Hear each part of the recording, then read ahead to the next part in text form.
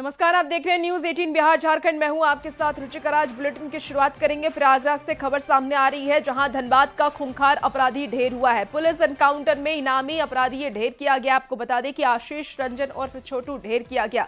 AK-47 rifle, 3 pistol बरामद किए गए हैं। जिंदा कारतूस और बाइक भी जब्त किया गया। तो STF प्रयागराज टीम के साथ ये एनकाउंटर किया गया। कई हत्याओं में आरोपी था छोटू।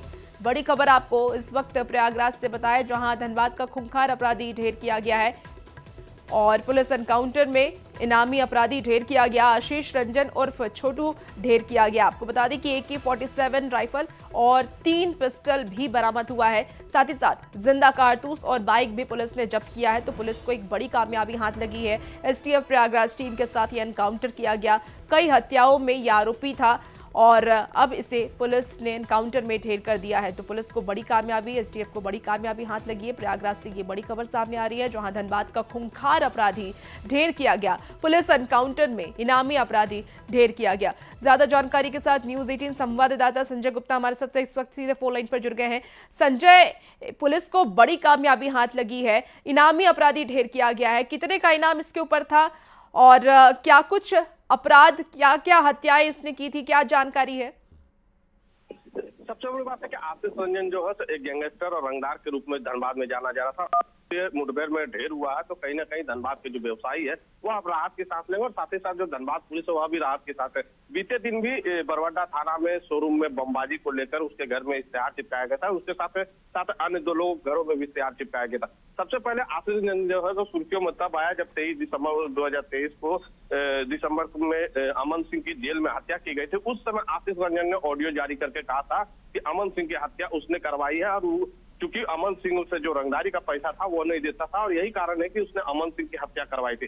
अमन सिंह के बाद जो है तो आशीष रंजन लगातार यहाँ से फरार चल रहे थे और इसके अलावा कई विभिन्न व्यवसायी जो है जिस पर की रंगदारी की मांग की गई थी उन लोगों के द्वारा भी FIR दर्ज किया गया था और उन सभी मामलों में ये लगातार जो है फरार चल रहे थे। पुलिस इस दबिश जरूर दे रही थी लेकिन पुलिस को यह कामयाबी कभी नहीं मिली कि वो आशीष रंजन को दबोच सके। संजय, किन किन गैंग से ये आरोपी जुड़ा हुआ था, क्या क्या जानकारी पुलिस की तरफ से मिली अब तक?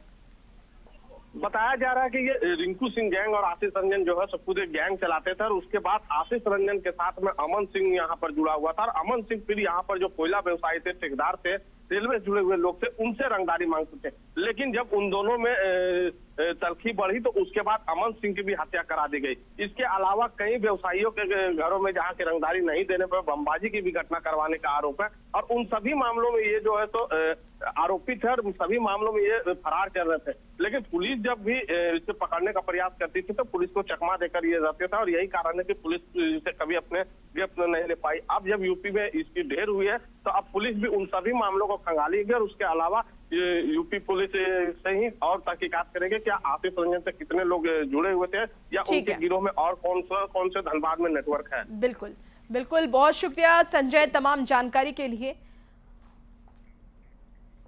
और देखिए, झारखंड सहित 2 अन्य राज्यों में ईडी की कार्रवाई हुई है। करीब 730 करोड़ फर्जी GST मामला सामने आया, घोटाले का मामला सामने आया है। मुख्य आरोपी शिव देवड़ा पर दबिश की गई है। तो इस मामले में कुछ समय पहले मुख्य आरोपी के तौर पर शिव कुमार देवड़ा सहित उनके मोहित देवड़ा और अन्य के तौर पर अमित अग्रवाल नाम के आरोपी को भी गिरफ्तार किया जा चुका है। आपको बता दें कि ईडी की तफ्तीश से यह पता चलता है कि मुख्य आरोपी शिव कुमार देवड़ा और उनके सहयोगियों की अगुवाई में सिंडिकेट ने 135 फर्जी कंपनियों का जाल बनाया था जो केवल कागजों पर मौजूद थी और जिनका इस्तेमाल वस्तुओं या सेवाओं की वास्तविक आपूर्ति के बिना 5,000 करोड़ रुपए से अधिक के फर्जी चालान जारी करने के लिए किया गया था।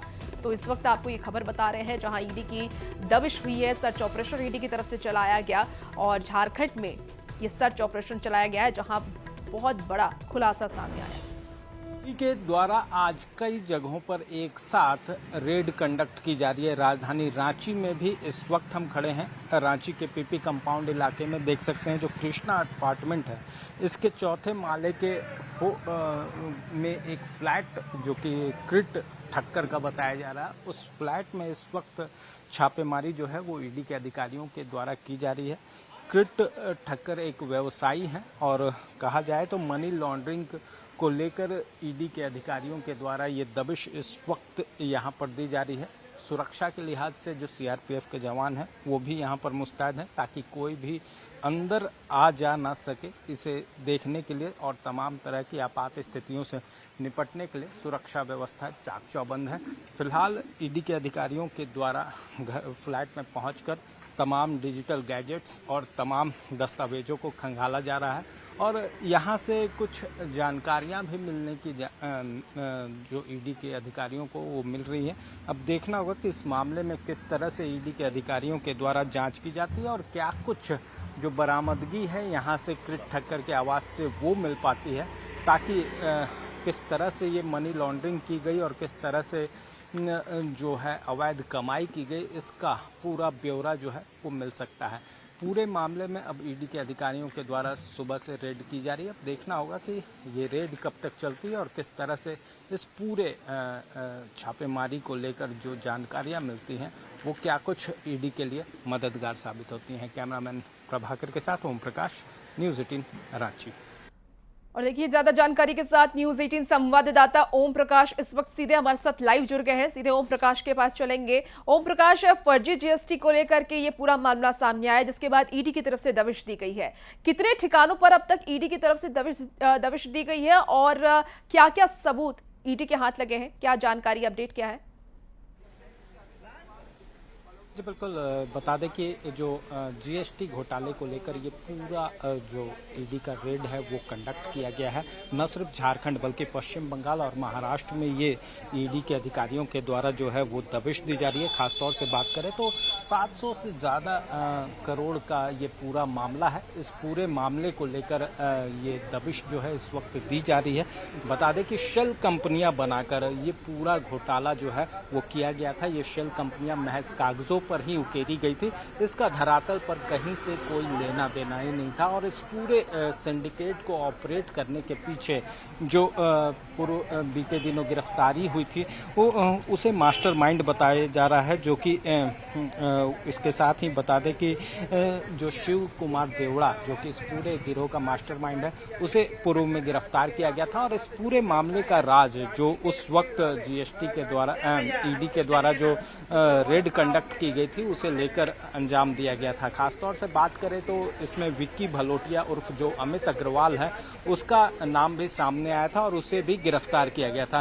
तो कहा जा सकता है इस पूरे मामले में कई अहम जानकारियां जो हैं इन लोगों की गिरफ्तारियां से मिली हैं, जिसके आधार पर आज ये छापेमारी न सिर्फ झारखंड के रांची और जमशेदपुर में कंडक्ट की जा रही है बल्कि इसके साथ ही पश्चिम बंगाल और महाराष्ट्र में भी ये इस नेक्सस पर दबिश दी जा रही है। तो उम्मीद की जा सकती है, जानकारी के अनुसार कुछ डिजिटल गैजेट्स जो हैं वो मिले हैं, तो इसके साथ ही कुछ दस्तावेज जो हैं वो भी बरामद हुए हैं, जिसके आधार पर ईडी के अधिकारी जो हैं वो आगे का सर्च ऑपरेशन भी इस वक्त कर रहे हैं। वहीं इस पूरे मामले में जिस तरह से कार्रवाई की जा रही है, उम्मीद है कि बहुत बड़ा खुलासा आने वाले दिनों में बिल्कुल ओम प्रकाश, ईडी की तरफ से ये बड़ी दबिश दी गई है और अब देखना होगा कि क्या कुछ सबूत ईडी के हाथ लगते हैं। बहुत शुक्रिया जानकारी के लिए।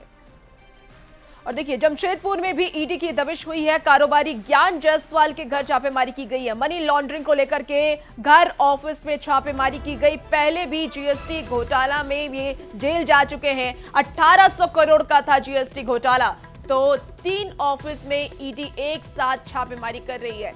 बड़ी खबर आपको बताएं जहां ईडी की दबिश जारी है और बताया जा रहा कारोबारी ज्ञान जायसवाल के घर पर छापेमारी की गई।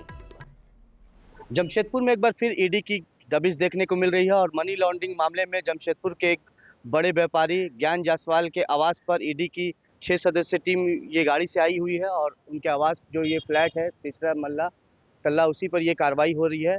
आपको बता दूं कि इससे पहले भी ज्ञान जायसवाल जो है जेल जा चुके हैं।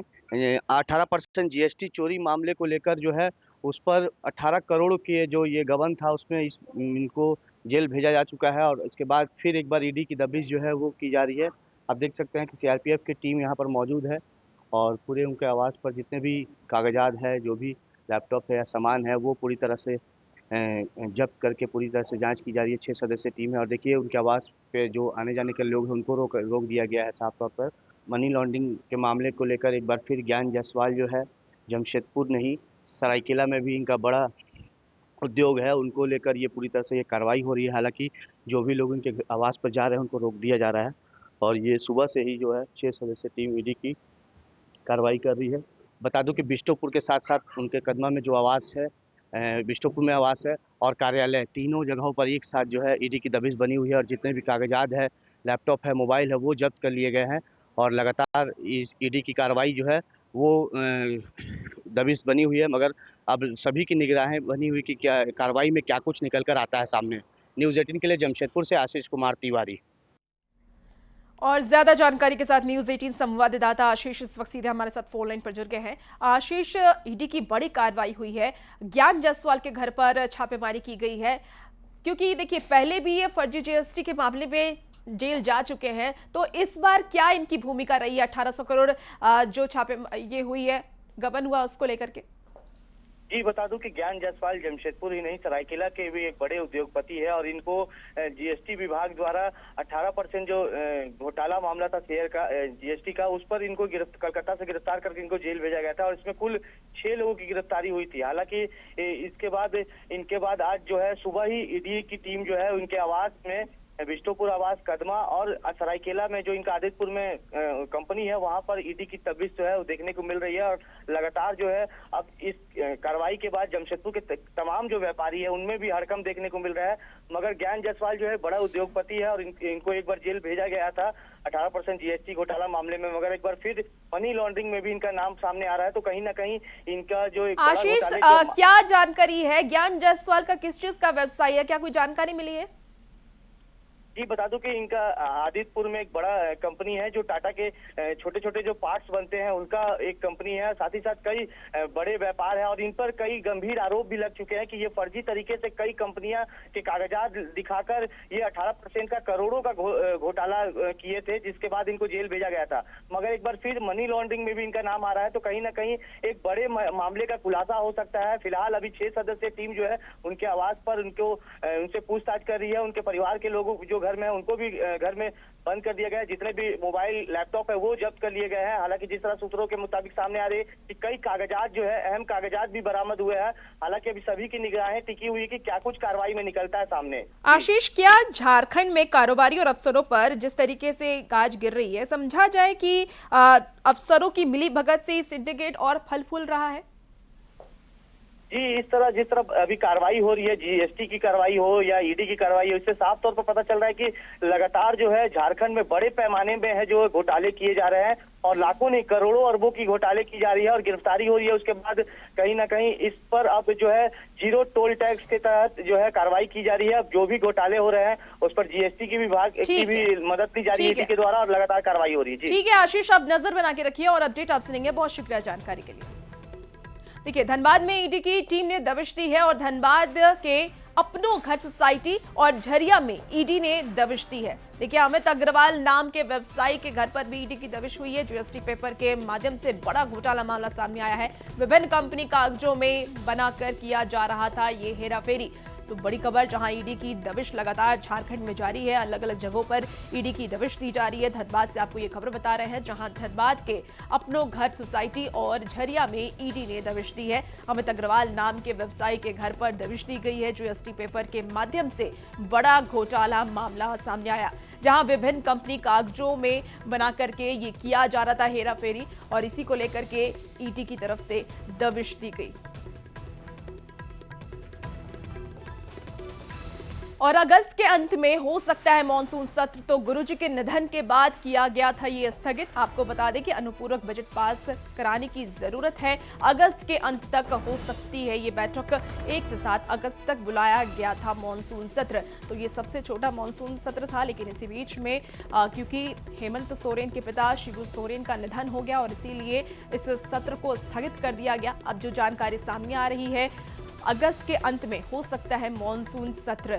गुरुजी के निधन के बाद इसे स्थगित किया गया था, जिसे इस अगस्त के अंत तक फिर से शुरू किया जा सकता है। बताया जा रहा है कि अनुपूरक बजट पास कराने की जरूरत है और अगस्त के अंत तक हो सकती है बैठक, जिसमें 1 से 7 अगस्त तक बुलाया गया था मानसून सत्र। और इसी बीच देखिए, चाईबासा से भी बड़ी खबर सामने आ रही है, जहां नाबालिग को अगवा कर उसका दुष्कर्म किया गया। 4 युवकों पर अगवा करने का आरोप लगा है। पुलिस ने मामले में कार्रवाई शुरू कर दी है। पुलिस ने एक आरोपी को हिरासत में भी ले लिया है। बड़ी खबर आपको इस वक्त चाईबासा से बता रहे हैं, जहां नाबालिग को अगवा कर उसके साथ दुष्कर्म किया गया। 4 युवकों को पुलिस ने आरोप लगाया है कि 4 युवकों ने अगवा किया है। हालांकि पुलिस ने तत्कालीन कार्रवाई करते हुए एक आरोपी को गिरफ्तार किया। आ रही थी तो पीका चौक से बैठाया, वो बरबरिया में उतार देंगे बोल के बोला था, लेकिन वो धोखा से ले गया और उसका रेप कर दिया। और ज्यादा जानकारी के साथ न्यूज 18 संवाददाता रुपेश प्रधान हमारे साथ इस वक्त फोन लाइन पर जुड़ गए हैं। रुपेश, क्या पुलिस की तरफ से कार्रवाई की गई है इस पूरे मामले पर? जी, ये मामला सामने आने के बाद पुलिस द्वारा त्वरित कार्रवाई की गई है और जो आरोपियों में से एक की को हिरासत में लेकर पुलिस पूछताछ कर रही है। फिलहाल की अन्य आरोपियों को भी गिरफ्तार करने का प्रयास किया जा रहा है। इस मामले में जो नाबालिग लड़की है, वो जैसे बताया जा रहा है परिजनों के द्वारा कि वो नानी के घर जा रही थी और इसी दौरान रास्ते में एक युवक ने उसे भरभरिया तक पहुंचा देने की बात कहकर अपने बाइक में बैठा लिया, लेकिन उसे धोखा से वो दूसरी तरफ जंगल की और सुनसान जगह तरफ ले गया, जहां की अन्य 3 साथी भी उसके आए और उसके बाद जंगल में अगवा कर उसे जंगल की तरफ ले जाकर उसके साथ दुष्कर्म की घटना को अंजाम दिया गया है। फिलहाल इसमें पुलिस कार्रवाई कर रही है और बाकी आरोपियों की गिरफ्तारी के प्रयास। बिल्कुल रुपेश, देखना होगा कि कब तक पुलिस के गिरफ्त में और सभी आरोपी आते हैं। बहुत शुक्रिया जानकारी के लिए। देखिए, जमशेदपुर से भी बड़ी खबर आपको बताया, जहां 2 गुट के पीछे जमकर मारपीट हुई है। घटना के बाद डर का माहौल है। बीच बचाव की किसी तरीके से कोशिश नहीं की गई। पुलिस घटना पर पूरी तरीके से मौन है। तो आपको बता दें कि अड्डेबाजी को लेकर के ये पूरा विवाद हुआ था और साक्षी थाना क्षेत्र का ये पूरा मामला सामने आया। जमशेदपुर से ये खबर आपको बता रहे हैं, जहां 2 गुट के बीच जमकर मारपीट हुई है। वो तस्वीर भी आपको इस वक्त टीवी स्क्रीन पर दिखा रहे। देखिए किस तरीके से ये मारपीट हुई है। घटना के बाद डर का माहौल देखा जा रहा है। बीच बचाव करने के लिए कोई भी वहां पर नहीं पहुंचा। पुलिस भी इस पूरी घटना पर मौन बनी हुई है। और खबर राजधानी रांची से है, जहां गोंदा थाना क्षेत्र के सर्वोच्च नगर में दिन दहाड़े चोरी की वारदात को अंजाम दिया गया। स्कूल गई महिला रीता देवी के घर को चोरों ने निशाना बनाते हुए लाखों के गहने की चोरी के इस वारदात को अंजाम दिया। इससे पहले भी महिला के घर 16 मई को चोरी हुई थी और पहली चोरी की घटना का पुलिस अभी तक खुलासा भी नहीं कर पाई थी और अब चोरों ने दूसरी बार चोरी की वारदात को अंजाम दे दिया। गए थे बच्चा लोग को और ताला बंद करके, और उसके बाद हम स्कूल गए हैं, बच्चा को फीस जमा किए। उसके बाद मात्र हमको लगता है 5 मिनट बैठे होंगे, बच्चा का स्कूल से छुट्टी हुआ, हम तुरंत लेकर के घर आए हैं। मेन गेट का ताला बंद था, हम उसको चाबी से खोले हुए अंदर आए तो बेटी अंदर पहले घुसी है तो बोल रही है कि मम्मा फिर से चोरी हो गया, क्योंकि कुछ दिन पहले फिर चोरी हुआ था एक बार, 2 महीना 3 महीना पहले। तो ताला नीचे गिरा हुआ था और वो जो कुंडी है वो काट करके घुसा। उसके बाद फिर एक पहला बार एक रूम आता है, उसमें भी काट करके घुसा है। उसके बाद फिर सीढ़ी रूम के पास मेरा एक ताला लगा हुआ है, उसमें भी काटा है। उसके बाद अंदर हॉल में आया है और लॉकर तोड़ करके, अलमीरा तोड़ करके सामान तोड़।